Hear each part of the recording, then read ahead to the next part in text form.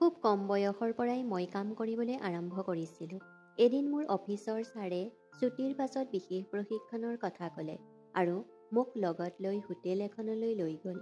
আমি হোটেলৰ কোঠা পাওঁতে ছাৰ ফ্ৰেছ হ'বলৈ বাথৰুমলৈ গ'ল। কিন্তু বাথৰুমৰ পৰা ওলাই আহোঁতে তেওঁক দেখি মই আচৰিত হ'লোঁ, কাৰণ তেওঁ মোক নমস্কাৰ বন্ধু বান্ধৱীসকল, আজিৰ কাহিনীটোলৈ আপোনালোকক স্বাগতম জনাইছোঁ। মোৰ নাম মীৰা আৰু মই কলেজৰ শেষ বৰ্ষত পঢ়ি আছিলোঁ। সেই সময়ত আমাৰ কলেজত স্বপ্না সেৱা নামৰ এটা সংস্থাই গছপুলি ৰোপণৰ অভিযান চলাই আছিল। আমাৰ কলেজলৈ আহিছিল সংগঠনৰ কেইজনমান প্ৰতিনিধি। যিহেতু আমি কলেজৰ শেষ বৰ্ষত আছিলোঁ, সেয়েহে অধ্যক্ষই সেই প্ৰতিনিধিসকলৰ লগত আমাক গছ ৰোপণ কৰিবলৈ পঠিয়াই দিলে। গছপুলি ৰোপণ কৰি থাকোঁতে সংগঠনটোৰ এজন প্ৰতিনিধিক লগ পালোঁ, যাৰ নাম আছিল অমৰ। গছ ৰুওঁতেই কোনোবাই আঘাত পালে মই লগে লগে সহায় কৰিছিলোঁ। মোৰ এই স্বভাৱটো অমৰৰ চকুত পৰিছিল। তেওঁ মোক কাৰ্ড এখন দি ক'লে, কেইমাহমানৰ পিছত আপোনাৰ কলেজ শেষ হ'ব। কলেজ শেষ হ'লে ইচ্ছা কৰিলে মোৰ লগত কাম কৰিব পাৰিব। আপোনাৰ স্বভাৱটো বৰ ভাল আৰু আৰ্তজনক সহায় কৰিবলৈ আপুনি বৰ আগ্ৰহী। আপোনাৰ লগত একেলগে কাম কৰি ভাল লাগিব। অমৰে মোৰ স্বভাৱটো ঠিক চিনাক্ত কৰিছিল। মই সমাজ সেৱাৰ প্ৰতি বৰ আগ্ৰহী আছিলোঁ আৰু সেই কাৰ্ডখন কলেজ শেষ কৰাৰ 2 মাহৰ পিছত ব্যৱহাৰ কৰিছিলোঁ। মোৰ চাকৰিৰ বিশেষ কোনো প্ৰয়োজন নাছিল, কাৰণ কলেজ মোৰ শেষ হোৱাৰ লগে লগে দেউতাই মোক কৈছিল যে তুমি যি কৰিব মন যায় কৰিব পাৰা। টকা উপাৰ্জনৰ কোনো বাধ্যতা নাছিল, কাৰণ দেউতাৰ কাপোৰৰ ব্যৱসায় ভালেই চলি আছিল। মা দেউতাৰ একমাত্ৰ ছোৱালী আছিলোঁ। দেউতাই মোক সম্পূৰ্ণ স্বাধীনতা দিছিল। সমাজ সেৱাৰ প্ৰতি আকৰ্ষিত হৈ মই আন ঠাইত চাকৰি বিচাৰি ফুৰাৰ সলনি প্ৰথমে অমৰক ফোন কৰিলোঁ। সমাজ সেৱাৰ প্ৰতি সকলোৱে আগ্ৰহী নহয় বাবে সংগঠনটোত কাম কৰা লোকৰ সংখ্যা খুব কম। অমৰে লগে লগে মোক তেওঁৰ অফিচলৈ মাতিলে। তাত অমৰ আছিল মুৰব্বী আৰু ল'ৰা ছোৱালী উভয়ে প্ৰতিষ্ঠানটোত কাম কৰিছিল। অফিচত বহাৰ লগে লগে তেওঁ মোক ক'লে, আমি যিকোনো সময়তে কোনো গাঁৱলৈ যাবলগীয়া হ'ব পাৰে বা জৰুৰীকালীন অৱস্থা হ'ব পাৰে। ইয়াৰ বাবে আমি সদায় সাজু থাকিব লাগিব। আমি কিছুমান সংগঠনৰ পৰা ধন পাওঁ, যাৰ পৰা আপোনাক প্ৰতিমাহে 7,000 টকা দিয়া হ'ব। মই ক'লোঁ, অমৰ ছাৰ, মই দৰমহা পাওঁ বা নাপাওঁ একো কথা নহয়। মই ইয়ালৈ টকাৰ বাবে নহয়, নিজৰ সন্তুষ্টিৰ বাবেই কাম কৰিবলৈ আহিছোঁ। অমৰে মোক হাত মিলাই আদৰিলে। সেইদিনাৰ পৰাই মই তাত কাম আৰম্ভ কৰিলোঁ। প্ৰথম মাহত অমৰে মোক বহু ঠাইলৈ লৈ গ'ল। কেতিয়াবা অনাথ আশ্ৰমৰ বাবে চান্দা সংগ্ৰহ কৰিবলৈ, কেতিয়াবা পাহাৰত বসবাস কৰা লোকসকলক সহায় কৰিবলৈ। যোৱা এমাহ ধৰি মই অমৰৰ লগত বহু বেলেগ বেলেগ ঠাইলৈ গৈ আছিলোঁ। এমাহৰ পাছত মই অমৰৰ আচৰণৰ পৰিৱৰ্তন অনুভৱ কৰিবলৈ ধৰিলোঁ। তেওঁ মোৰ বহু কাষ চাপি আহিবলৈ ধৰিলে আৰু মোক জোৰ দি ক'লে যে মই তেওঁৰ লগত কেইদিনমানৰ বাবে ফুৰিবলৈ যাব লাগে। মই কোনো পুৰুষ মানুহ এজনৰ লগত কলৈকৈ যাবলৈ সাজু নাছিলোঁ। এদিন মই অফিচত বহি থাকোঁতে দেখিলোঁ মোৰ কলেজৰ বান্ধৱী ৰীণা তালৈ আহিছে। তাই বহুত সলনি হৈছিল। তাই দামী দামী কাপোৰ কানি, গহনা আৰু তাইৰ লাইফষ্টাইল দেখি মই আচৰিত হৈ পৰিলোঁ। সাধাৰণ পৰিয়ালৰ ছোৱালী আছিল ৰীণা। আগতে মাকে সৰু সৰু কাম কৰি জীৱিকা উপাৰ্জন কৰিছিল। অমৰৰ কেবিনৰ পৰা ৰীণা ওলাই আহোঁতে মই গৈ তাইক সন্মুখত থিয় হ'লোঁ আৰু তাইক সুধিলোঁ, ৰীণা, কলেজ শেষ হোৱাৰ মাত্ৰ 2 মাহ হ'ল। ইয়াত কিমান দিনৰ পৰা কাম কৰি আছা? মই জইন কৰাৰ মাত্ৰ 10 দিনৰ আগতে তাই এই সংগঠনত যোগদান কৰা বুলি ৰীণাই ক'লে। তাই ক'লে, এই সংগঠনটোৰ বাবেই মোৰ এটা ভাল জীৱন হৈছে।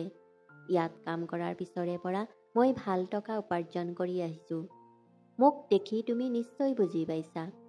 মই শুনিছিলোঁ যে সংগঠনত কাম কৰা সদায় কঠিন আৰু তাত কাম কৰা মানুহবোৰ টকা উপাৰ্জনৰ ক্ষেত্ৰত পিছ পৰি থাকে। অৱশ্যে অমৰৰ এই স্বপ্না সেৱা সংস্থাটোৰ কথা বেলেগ আছিল। মই বুজিব পৰা নাছিলোঁ যে এই সংগঠনত কাম কৰা মানুহবোৰৰ জীৱন কেনেকৈ ইমান ভাল হৈ আহিছে। তাত কাম কৰা ছোৱালীবোৰ কেনেকৈ ইমান সোনকালে ধনী হৈছিল, এই কথা জানিবলৈ মোৰ কৌতূহল বাঢ়ি গৈছিল। ৰীণাৰ কথাৰ পৰা স্পষ্ট হৈ পৰিছিল যে তাই কেৱল এই সংগঠনত কাম কৰিছিল আৰু আন কলৈকো যোৱা নাছিল। সংগঠনটোৰ কামৰ লগত জড়িত হৈ এমাহ চহৰৰ বাহিৰলৈ গৈ তাত ভাল টকা উপাৰ্জন কৰা বুলি ৰীণাই কয়। তাই মোক ক'লে, তুমিও ওলাই গৈ এবাৰ চাবা, তুমিও ভাল উপাৰ্জন কৰিবা। ৰীণাৰ পৰামৰ্শ অনুসৰণ কৰি মই মোৰ কামবোৰ সম্পূৰ্ণ মনোযোগেৰে কৰিলোঁ। যোৱা 15 দিন মোৰ কোনো বিশেষ কাম নাছিল।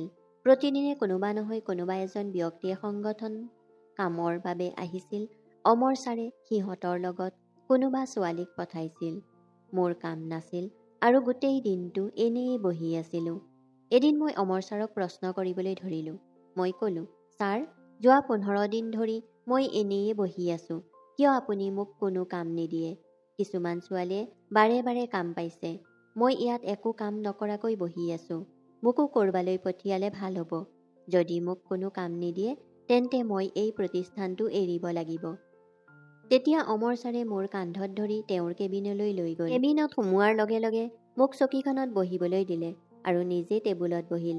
তেওঁ ক'লে, মীৰা, যদি প্ৰতিদিনে সমাজ সেৱা কৰিব লাগে তেন্তে আপোনাৰ উপযুক্ত প্ৰশিক্ষণৰ প্ৰয়োজন হ'ব। আপুনি এতিয়াও আপোনাৰ কামত সম্পূৰ্ণ পাৰ্গত নহয়।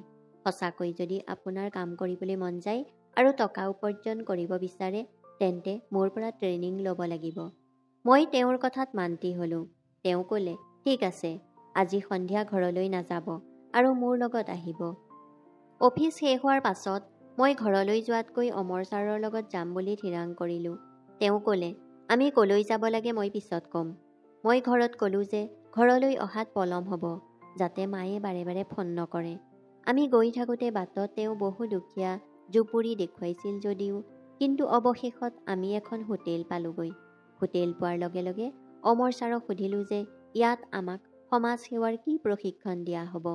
অমৰ ছাৰে ক'ম বুলি কৈ মোক হোটেলৰ কোঠালৈ লৈ গ'ল। কোঠাটোত সোমোৱাৰ লগে লগে তেওঁ টাইটো ঢিলা কৰি মোক সদায়ৰ দৰে কথা পাতিবলৈ ধৰিলে। তেওঁ ক'লে, মীৰা, তুমি বৰ স্মাৰ্ট। কিছু প্ৰশিক্ষণৰ পিছত তুমিও মোৰ স্তৰত কাম কৰিবলৈ আৰম্ভ কৰিবা। মই সুধিলোঁ, ছাৰ, আমি ইয়ালৈ কি প্ৰশিক্ষণলৈ আহিছোঁ? প্ৰশ্নটো সোধাৰ লগে লগে অমৰ ছাৰে শান্ত হৈ আহি মোৰ ওচৰতে বহিল। মোক পানীৰ বটল এটা দিলে আৰু ক'লে, পানী অলপ খাই সতেজ হোৱা। তুমি সতেজ হ'লেহে মই তোমাক প্ৰশিক্ষণ দিব পাৰিম। তেওঁৰ কথাবোৰত মই অস্বস্তিকৰ অনুভৱ কৰিছিলোঁ। মই ক'লোঁ, মোৰ ইয়াত ভাল লগা নাই, ইয়াৰ পৰা ওলাই যাম। যদি মোক কিবা ট্ৰেইনিং দিব বিচাৰে তেন্তে অফিচৰ সময়ত দিব। মই উঠিবলৈ চেষ্টা কৰাৰ লগে লগে অমৰ ছাৰে মোক হাতত ধৰি ক'লে, ইমান খিংখিঙীয়া হোৱাটো ঠিক নহয়। মই তেওঁৰ উদ্দেশ্য বুজি পালোঁ আৰু মই তেওঁৰ হাতখন জোকাৰি হোটেলৰ পৰা ওলাই গ'লোঁ। মই সিদ্ধান্ত লৈছোঁ যে এতিয়াৰ পৰা মই এই সংগঠনত কাম নকৰোঁ। পিছদিনা মই অফিচলৈ নাযাওঁ বুলি সিদ্ধান্ত লৈছিলোঁ। মায়ে আজি অফিচলৈ কিয় নাযাওঁ বুলি সুধিলে। মই মাক ক'লোঁ যে মই কেইদিনমানৰ বাবে ছুটী লৈছোঁ। তাৰ পাছত আৰু 3 দিন পাৰ হৈ গ'ল আৰু মই ঘৰতে থাকিলোঁ। অমৰ ছাৰৰ ফোন কল বাৰে বাৰে আহি আছিল। মই তেওঁৰ নম্বৰটো ব্লক কৰিলোঁ। তথাপিও তেওঁ শ শ মেছেজ পঠালে। মোৰ মোবাইলত তেওঁৰ ক্ষমা বিচৰা মেছেজবোৰ অবিৰাম আহি আছিল। মই মনতে সিদ্ধান্ত লৈছিলোঁ যে মই আৰু কেতিয়াও অমৰ ছাৰৰ লগত কথা নাপাতোঁ। কিন্তু পিছৰ কেইদিনমানৰ ভিতৰত এনেকুৱা এটা ঘটনা ঘটিল যিটো আমি কেতিয়াও কল্পনাও কৰা নাছিলোঁ। সেইদিনাও প্ৰতিদিনৰ দৰেই দেউতা নিজৰ দোকানলৈ গ'ল। দেউতাই ৰাতিপুৱা 8:30 বজাত ঘৰৰ পৰা ওলাই ঠিক 10 বজাত দোকান পায়। সেইদিনা দোকান পোৱাৰ লগে লগে ঘৰলৈ দেউতাৰ ফোন আহিল। মাক দেউতাই কি কৈছিল মই নাজানো, কিন্তু দেউতাৰ ফোনটো ৰিচিভ কৰাৰ লগে লগে মাৰ চকুৰ পৰা চকুলো বৈ আহিবলৈ ধৰিলে। মাৰ হাতৰ পৰা ফোনটো লৈ তাৰ পিছত গম পালোঁ যে দেউতাৰ দোকানখন পৌৰসভাই ভাঙি পেলাইছে। দেউতাই লাখ লাখ টকা খৰচ কৰি দোকানখন সাজি দিয়া ঠাইখন যে বেদখলৰ অঞ্চলত আছে সেই কথা তেওঁলোকৰ কোনো ধাৰণা নাছিল। যিজন ব্যক্তিৰ পৰা দেউতাই ঠাইখন ক্ৰয় কৰিছিল তেওঁ ভুৱা নথি-পত্ৰ বনাই দেউতাক বিক্ৰী কৰিছিল। দেউতাই 12 বছৰ সেই ঠাইত দোকান এখন চলাইছিল, কিন্তু 12 বছৰৰ পাছত পৌৰসভাৰ দৃষ্টিত বেদখল হৈ পৰিল। দেউতাই একো ভুল কৰা নাছিল, যদিও তেওঁক প্ৰতাৰণা কৰা হৈছিল। সেই সময়ত আমি কৰিব পৰা একো নাছিল, কাৰণ ঠাইখন বিক্ৰী কৰা মানুহজন আৰু উপলব্ধ নাছিল। পৌৰসভাই দেউতাক 14 লাখ টকাৰ জৰিমনা বিহিলে। যদি দেউতাই জৰিমনা নিদিয়ে তেন্তে তেওঁক 7 বছৰ জেল হ'ব পাৰে। দেউতাৰ যি সঞ্চয় আছিল সেইখিনি জৰিমনা পৰিশোধ কৰাত খৰচ হৈছিল।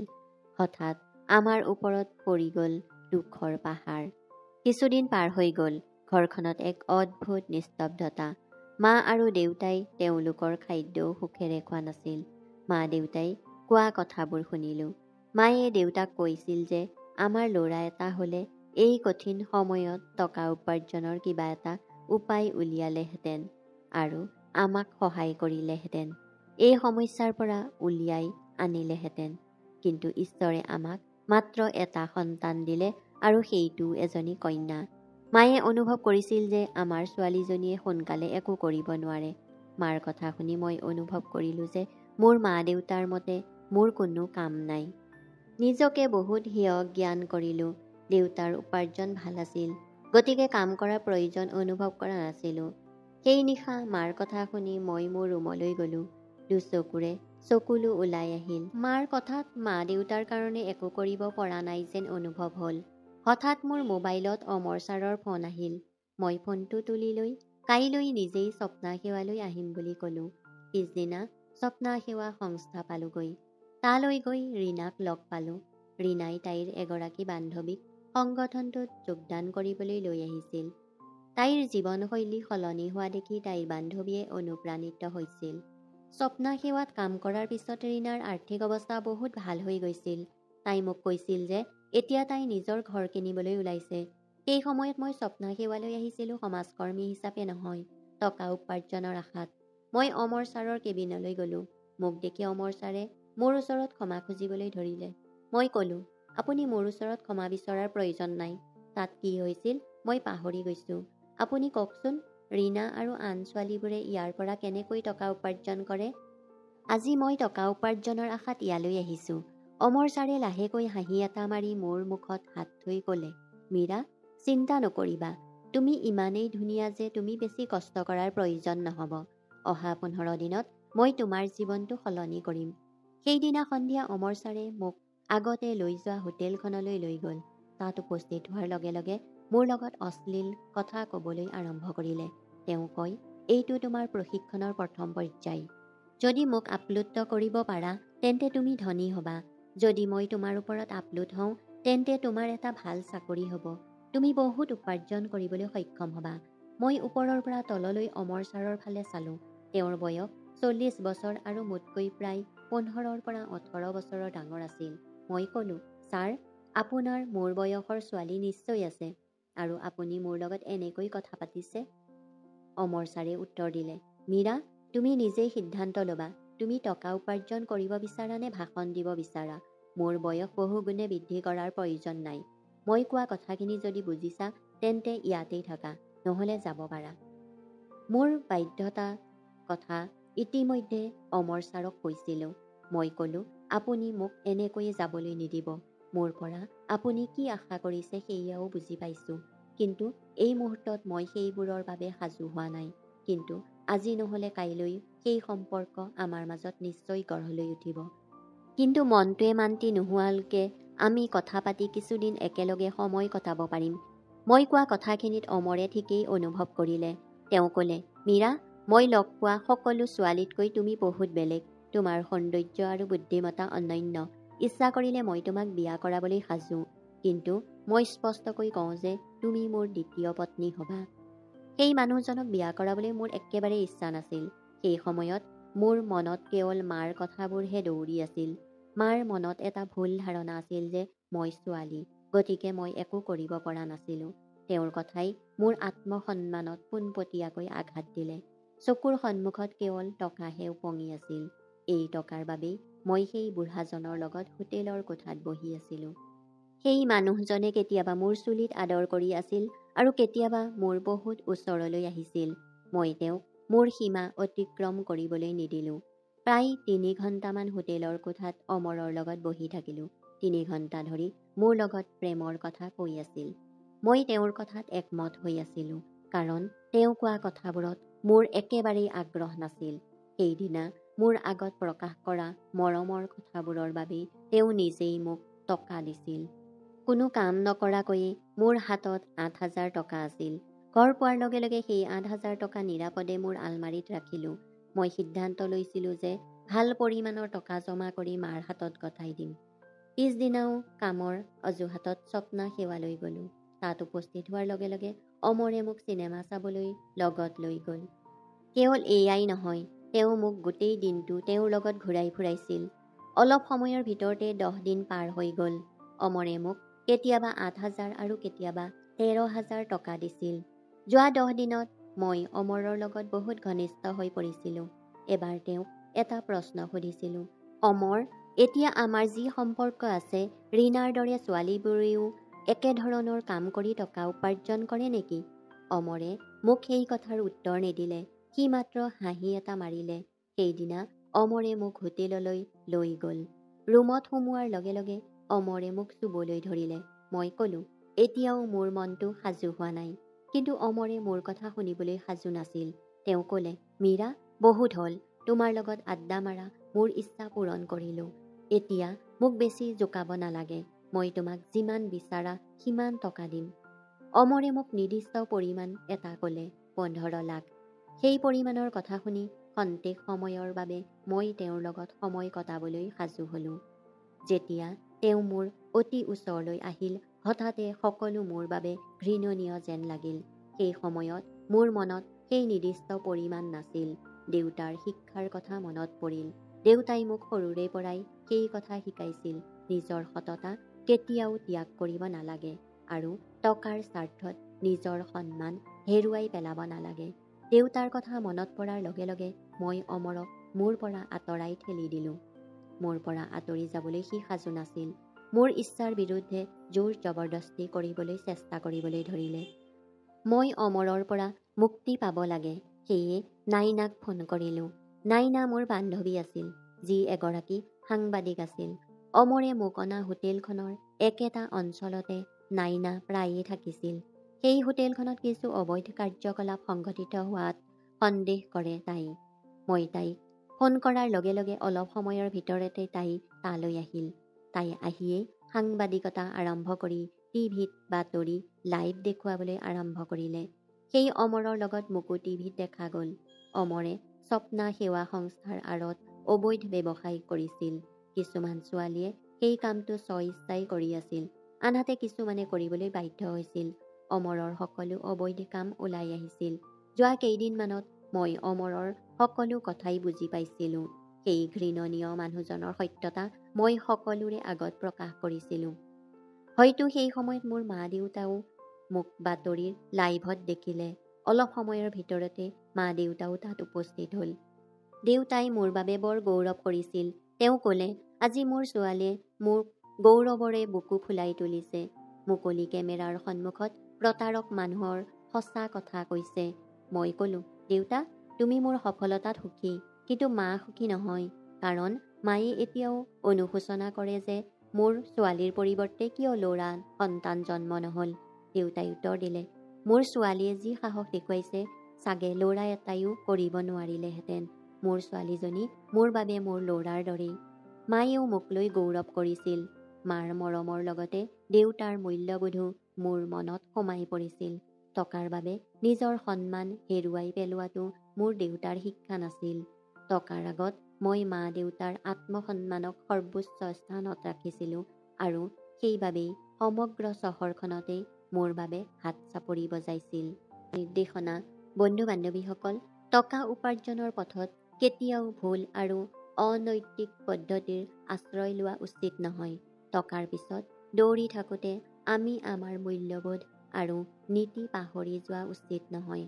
সঠিক পদ্ধতিৰে উপাৰ্জন কৰা ধনে আমাক সমাজত সন্মান কঢ়িয়াই আনে আৰু আত্মসন্তুষ্টি প্ৰদান কৰে। ইয়াৰ বিপৰীতে বেয়াকৈ পোৱা ধনে মাত্ৰ খন্তেকৰ সুখহে আনে, আনহাতে ই আমাৰ জীৱনটো নষ্ট কৰিব পাৰে। জীৱনত স্থায়ী সফলতা আৰু সন্মান লাভ কৰিবলৈ হ'লে সততা আৰু নৈতিকতাৰ অনুসৰণ কৰিবই লাগিব। বন্ধু-বান্ধৱীসকল, কাহিনীটো শুনি ভাল লাগিলে লাইক কৰিব, শ্বেয়াৰ কৰিব আৰু চেনেলটো ছাবস্ক্ৰাইব কৰিবলৈ নাপাহৰিব।